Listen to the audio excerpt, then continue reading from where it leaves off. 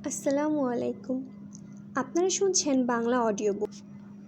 আমাদের আজকের নিবেদন প্যারাডক্সিক্যাল সাজিদ 1-এর প্রথম পর্ব, একজন অবিশ্বাসীর বিশ্বাস। আমি রুমে ঢুকেই দেখি সাজিদ কম্পিউটারের সামনে উবু হয়ে বসে আছে। খটাখট কী যেন টাইপ করছে হয়তো। আমি জগ থেকে পানি ঢালতে লাগলাম। প্রচণ্ড রকম তৃষ্ণায় বুক ফেটে যাবার জোগাড়। সাজিদ কম্পিউটার থেকে দৃষ্টি সরিয়ে আমার দিকে তাকিয়ে বলল, কী রে, কিছু হইল? আমি হতাশ গলায় বললাম, না। তার মানে তোকে এবছর ড্রপ দিতেই হবে? সাজিদ জিজ্ঞেস করলো। আমি বললাম, কি আর করা, আল্লাহ যা করেন ভালোর জন্যই করেন। সাজিদ বলল, তোদের এই এক দোষ বুঝলি? দেখছিস পোর অ্যাটেন্ডেন্সের জন্য 1 বছর ড্রপ খাওয়াচ্ছে, তার মধ্যেও বলছিস আল্লাহ যা করেন ভালোর জন্যই করেন। ভাই, এইখানে কোন ভালোটা তুই পাইলি বলতো? সাজিদ সম্পর্কে কিছু বলে নেওয়া দরকার। আমি আর সাজিদ রুমমেট। সে ঢাকা বিশ্ববিদ্যালয়ে মাইক্রোবায়োলজিতে পড়ে। প্রথম জীবনে খুব ধার্মিক ছিল, নামাজ কালাম করত। বিশ্ববিদ্যালয়ে এসে কিভাবে যেন ইগনোস্টিক হয়ে পড়ে। আস্তে আস্তে স্রষ্টার উপর থেকে বিশ্বাস হারিয়ে এখন পুরোপুরি নাস্তিক হয়ে গেছে। ধর্মকে এখন সে আবর্জনা জ্ঞান করে। তার মতে পৃথিবীতে ধর্ম এনেছে মানুষ, আর ঈশ্বর ধারণাটা এইরকম স্বার্থান্বেষী কোনো মহলের মস্তিষ্ক প্রসূত। সাজিদের সাথে এই মুহূর্তে তর্কে জড়াবার কোনো ইচ্ছে আমার নেই, কিন্তু তাকে একদম ইগনোর করেও যাওয়া যায় না। আমি বললাম, আমার সাথে তো এর থেকেও খারাপ কিছু হতে পারতো, ঠিক না? আর এ খারাপ হবার আর কিছু বাকি আছে কি? হয়তো। যেমন? এরকমও তো হতে পারতো, ধর আমি সারা বছর একদমই পড়াশোনা করলাম না, পরীক্ষায় ফেল মারলাম। এখন ফেল করলে আমার 1 বছর ড্রপ যেত। হয়তো ফেলের অপমানটা আমি নিতে পারতাম না, আত্মহত্যা করে বসতাম। সাজিদ হা হা হা করে হাসা শুরু করলো। বলল, কি বিদঘুটে বিশ্বাস নিয়ে চলিস রে ভাই? এই বলে সে আবার হাসা শুরু করলো, বিদ্রুপাত্মক হাসি। রাতে সাজিদের সাথে আমার আরও 1 দফা তর্ক হলো। সে বলল, আচ্ছা, তোরা যে স্রষ্টায় বিশ্বাস করিস কিসের ভিত্তিতে? আমি বললাম, বিশ্বাস 2 ধরনের। একটা হলো প্রমাণের ভিত্তিতে বিশ্বাস, অনেকটা শর্তারোপে বিশ্বাস বলা যায়। অন্যটি হলো প্রমাণ ছাড়াই বিশ্বাস। সাজিদ হাসল। সে বলল, দ্বিতীয় ক্যাটাগরিকে সোজা বাংলায় অন্ধবিশ্বাস বলে রে আবুল, বুঝলি? আমি তার কথায় কান দিলাম না, বলে যেতে লাগলাম, প্রমাণের ভিত্তিতে যে বিশ্বাস সেটা মূলত বিশ্বাসের মধ্যে পড়ে না, পড়লেও খুবই টেম্পোরারি। এই বিশ্বাস এতই দুর্বল যে এটা হঠাৎ পাল্টায়। সাজিদ এবার নড়ে চড়ে বসল। সে বলল, কীরকম? আমি বললাম, এই যেমন ধর, সূর্য আর পৃথিবীকে নিয়ে মানুষের একটি আদিম কৌতূহল আছে। আমরা আদিকাল থেকেই এদের নিয়ে জানতে চেয়েছি, ঠিক না? ঠিক। আমাদের কৌতূহল মেটাতে বিজ্ঞান আপ্রাণ চেষ্টা করে গেছে, ঠিক? হ্যাঁ। আমরা একাট্টা ছিলাম। আমরা নির্ভুলভাবে জানতে চাইতাম যে সূর্য আর পৃথিবীর রহস্যটা আসলে কী। সেই সুবাদে পৃথিবীর বিজ্ঞানীরা নানান সময়ে নানান তত্ত্ব আমাদের সামনে এনেছেন। পৃথিবী আর সূর্য নিয়ে প্রথম ধারণা দিয়েছিলেন গ্রিক জ্যোতির্বিজ্ঞানী টলেমি। টলেমি কী বলেছিল সেটা নিশ্চয়ই তুই জানিস? সাজিদ বলল, হ্যাঁ, সে বলেছিল সূর্য পৃথিবীর চারদিকে ঘুরে। একদমই তাই। কিন্তু বিজ্ঞান কি আজও টলেমির থিওরিতে বসে আছে? নেই। কিন্তু কি জানিস, এই টলেমির থিওরিটা বিজ্ঞান মহলে টিকে ছিল পুরো 250 বছর।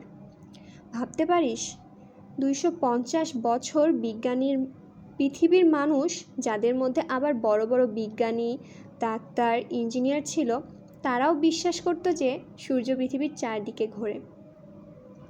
এই 250 বছরে তাদের মধ্যে যারা মারা গেছে, তারা এই বিশ্বাস নিয়েই মারা গেছে যে সূর্য পৃথিবীর চারদিকে ঘোরে। সাজিদ সিগারেট ধরালো। সিগারেটের ধোঁয়া ছাড়তে বলল, তাতে কি? তখন তো আর টেলিস্কোপ ছিল না, তাই ভুল মতবাদ দিয়েছে আর কি। পরে নিকোলাস কোপারনিকাস এসে তার থিওরিকে ভুল প্রমাণ করলো না? হ্যাঁ, কিন্তু কোপারনিকাসও একটা মস্ত বড় ভুল করে গেছে। সাজিদ প্রশ্ন করল, কীরকম? অদ্ভুত, এটা তো তোর জানার কথা। যদিও কোপার্নিকাস টলেমির থিওরির বিপরীত থিওরি দিয়ে প্রমাণ করে দিয়েছিলেন যে সূর্য পৃথিবীর চারপাশে নয়, পৃথিবী সূর্যের চারপাশে ঘোরে, কিন্তু তিনি এক জায়গায় ভুল করেন, এবং সেই ভুলটাও বিজ্ঞান মহলে বীরদর্পে টিকেছিল গোটা 50 বছর। কোন ভুল? উনি বলেছিলেন পৃথিবী সূর্যকে কেন্দ্র করে ঘোরে, কিন্তু সূর্য ঘোরে না, সূর্য স্থির। কিন্তু আজকের বিজ্ঞান বলে না, সূর্য স্থির নয়, সূর্য নিজের কক্ষপথে অবিরাম ঘূর্ণয়নরত অবস্থায়। সাজিদ বলল, সেটা ঠিক বলেছিস, কিন্তু বিজ্ঞানের এটাই নিয়ম যে এটা প্রতিনিয়ত পরিবর্তিত হবে, এখানে শেষ বা ফাইনাল বলে কিছুই নেই। একদমই তাই, বিজ্ঞানে শেষ অথবা ফাইনাল বলে কিছু নেই। একটা বৈজ্ঞানিক থিওরি 2 সেকেন্ডও টেকে না, আবার আরেকটা 200 বছরও টিকে যায়। তাই প্রমাণ বা দলিল নিয়ে যা বিশ্বাস করা হয় তাকে আমরা বিশ্বাস বলি না, এটাকে আমরা বড়জোর চুক্তি বলতে পারি। চুক্তিটা এরকম, তোমায় ততক্ষণ বিশ্বাস করব যতক্ষণ তোমার চেয়ে অথেন্টিক কিছু আমাদের সামনে না আসছে। সাজিদ আবার নড়ে চড়ে বসল, সে কিছুটা একমত হয়েছে বলে মনে হচ্ছে। আমি বললাম, ধর্ম বা সৃষ্টিকর্তার ধারণা অথবা অস্তিত্ব হচ্ছে ঠিক এর বিপরীত। দেখ, বিশ্বাস আর অবিশ্বাসের মধ্যকার এই রূঢ় পার্থক্য আছে বলেই আমাদের ধর্মগ্রন্থের শুরুতেই বিশ্বাসের কথা বলা আছে এটা তাদের জন্য যারা বিশ্বাস করে। সূরা আল বাকারা আয়াত 2। যদি বিজ্ঞানের শেষ বা ফাইনাল কিছু থাকতো তাহলে হয়তো ধর্মগ্রন্থের শুরুতে বিশ্বাসের বদলে বিজ্ঞানের কথাটাই বলা হতো। হয়তো বলা হতো এটা তাদের জন্যই যারা বিজ্ঞান মনস্ক। কিন্তু যে বিজ্ঞান সদা পরিবর্তনশীল, সে বিজ্ঞানের নিজের উপর নিজেরই বিশ্বাস নেই, তাকে কিভাবে অন্যরা বিশ্বাস করবে? সাজিদ বলল, কিন্তু যাকে দেখি না, যার পক্ষে কোনো প্রমাণ নেই, তাকে কি করে আমরা বিশ্বাস করতে পারি?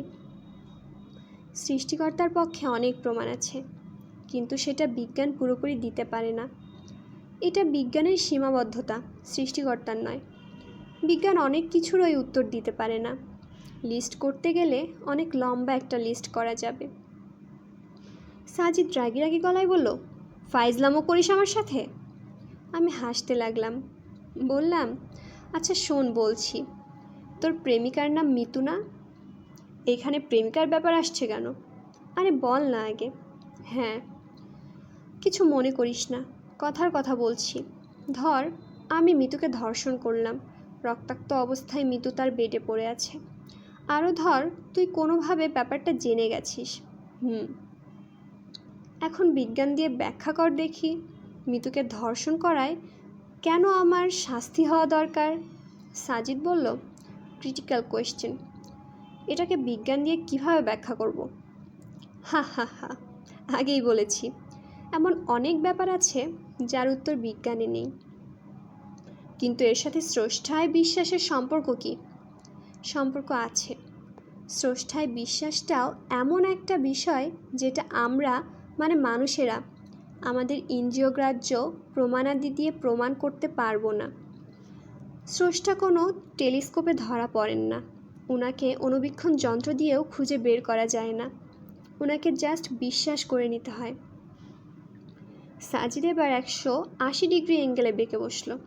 সে বলল, ধুর, কী সব বালছাল বুঝালি, যা দেখি না তাকে বিশ্বাস করে নেব?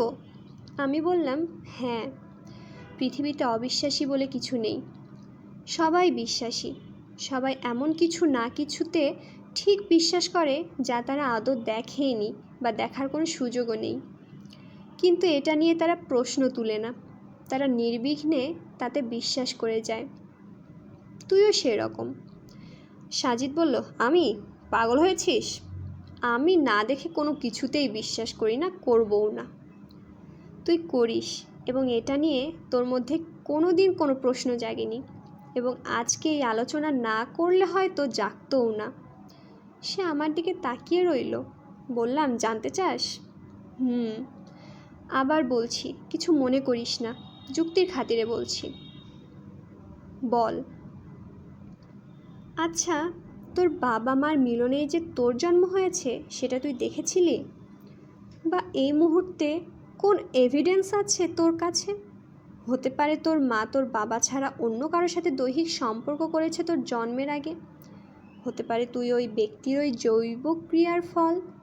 তুই এটা দেখিসনি, কিন্তু কোনোদিনও কি তোর মাকে এটা নিয়ে প্রশ্ন করেছিলি? করিসনি। সেই ছোটোবেলা থেকে যাকে বাবা হিসেবে দেখে আসছিস, এখনও তাকে বাবা ডাকছিস। যাকে ভাই হিসেবে জেনে আসছিস, তাকে ভাই, বোনকে বোন। তুই না দেখে এসবে বিশ্বাস করিস না। কোনো দিন জানতে চেয়েছিস তুই এখন যাকে বাবা ডাকছিস তুই আসলেই তার ঔরসজাত কি না? জানতে চাসনি, বিশ্বাস করে গেছিস, এখনও করছিস, ভবিষ্যতেও করবি। স্রষ্টার অস্তিত্বে বিশ্বাসটাও ঠিক এমনই রে। এটাকে প্রশ্ন করা যায় না, সন্দেহ করা যায় না, এটাকে হৃদয়ের গভীরে ধারণ করতে হয়। এটার নামই বিশ্বাস।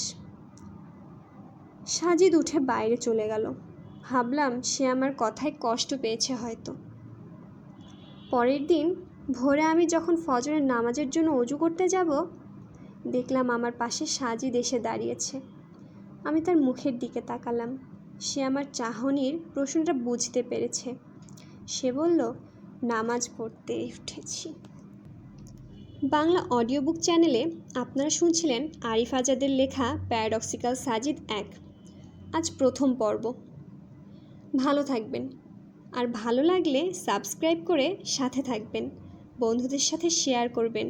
ধন্যবাদ। আল্লাহ হাফেজ।